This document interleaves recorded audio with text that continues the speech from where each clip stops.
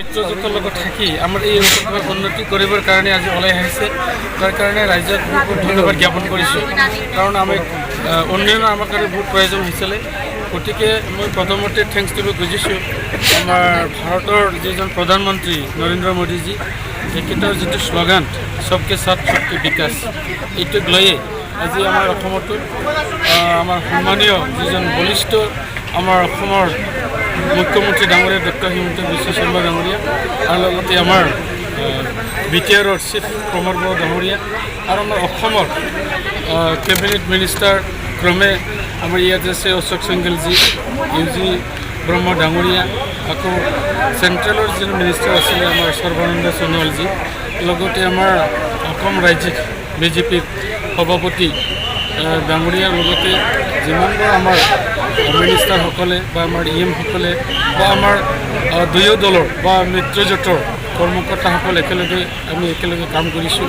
আৰু লগতে AJPৰ পৰা আমাৰ সন্মানীয় অসম ডাঙৰীয়াৰ লগতে আমাৰ মিত্ৰজোঁটৰ বিষয়ববীয়াসকলৰ লগতে আমাৰ যিমানবোৰ কৰ্মীসকল আছিলে তেখেতসকলৰ দিনে ৰাতি যেনেকৈ শ্ৰম কৰি ৰাইজৰ লগত থাকি আমাৰ BTR তথা অসমৰ উন্নয়ন আমি কেনেকৈ কৰিব লাগে এই লগত আলোচনা কৰাৰ পিছত ৰাইজে এটা কথা উপনীত হৈছে যে নিশ্চয়কৈ আমি চৰকাৰৰ লগত বা মিত্ৰজোঁটৰ লগত থাকি আমি কাম কৰিব বিচাৰিছোঁ। তাৰ কাৰণে আজি মিত্ৰজোঁটৰ মই পাৰ্টি হিচাপে মোক যেনেকুৱা ধৰণৰ নিজৰ বহুমূলীয়া ভোট প্ৰদান কৰি মোক জিকাই দিলে, তাৰ কাৰণে মই ৰাইজক বা আমাৰ 38 নম্বৰ সমষ্টিৰ বাহিৰ আমাৰ সন্মানীয় যিসকলে মোক ভোট প্ৰদান কৰিলে সকলোলৈ মোৰ অন্তৰৰ পৰা মই আন্তৰিক শুভেচ্ছা জ্ঞাপন কৰিছোঁ। আৰু পিছলৈ মই এইটো আশা ৰাখিব বিচাৰিছোঁ নিশ্চয়কৈ ৰাইজে তেনেকুৱা ধৰণৰ যেনেকৈ আমাক সঁহাৰি জনাইছে, ৰাইজৰ সঁহাৰিক লৈ পেলাই বা ৰাইজৰ মূল্যৱান ভোটক লৈ পেলাই মই যোৱাৰ পিছত অহাকালিৰ পৰাই মই ৰাইজৰ কাৰণে কাম কৰিম। আৰু ৰাইজে নিশ্চয় জ্ঞাত যে আমাৰ অসম তথা BTR চৰকাৰ ৰাইজৰ কাম কৰিবৰ কাৰণে ওলাই আহিছে। গতিকে মই ভাবোঁ আমাৰ 28 নম্বৰ সমষ্টিৰ বিভিন্ন ধৰণৰ যিবোৰ সমস্যাবোৰ আছে এই সমস্যাবোৰ নিশ্চয় সমাধান কৰিব পাৰিব। আৰু আপোনালোকে নিশ্চয়কৈ জানে আমাৰ 28 নম্বৰ সমষ্টি বুলি ক'লে ইয়াত বানপানী আৰু গৰাখহনীয়া এইবোৰ সমস্যাবোৰ আছে, আকৌ ৰাস্তা ঘাটৰ সমস্যাটো আছেই, আকৌ বিশেষকৈ যিটো আমাৰ কাৰণে অতিকৈ প্ৰয়োজনীয় এইটো হ'ল বিদ্যুতীকৰণ। আমাৰ 30% গাঁও আজি তাৰিখলৈকে বিদ্যুতীকৰণ হোৱা নাই, এইবিলাক লৈয়ে কাম কৰিম। আৰু লগতে আমাৰ যিটো লক্ষ্য, আমাৰ অসম চৰকাৰৰ যিটো লক্ষ্য, আমাৰ BTR চৰকাৰৰ যিটো লক্ষ্য এইটো হৈছে কি আমি আমাৰ নিবনুৱাসকলক সংস্থাপন আমি দিবৰ কাৰণে চেষ্টা চলাই আছোঁ, এইটো কামবোৰ হ'ব। আৰু লগতে আপোনালোকে নিশ্চয়কৈ জানে আমাৰ মহিলাসকলৰ সমস্যা, আমাৰ আই মাতৃসকলৰ সমস্যা, লগতে আমাৰ কৃষকসকলৰ সমস্যা, এগুৰি সমস্যা যিবোৰ আছে এইবিলাকৰ এটাৰ পিছত এটা আমি অসম আৰু আমাৰ BTR চৰকাৰে একেলগে লৈ আহিবলৈ কাম কৰিম।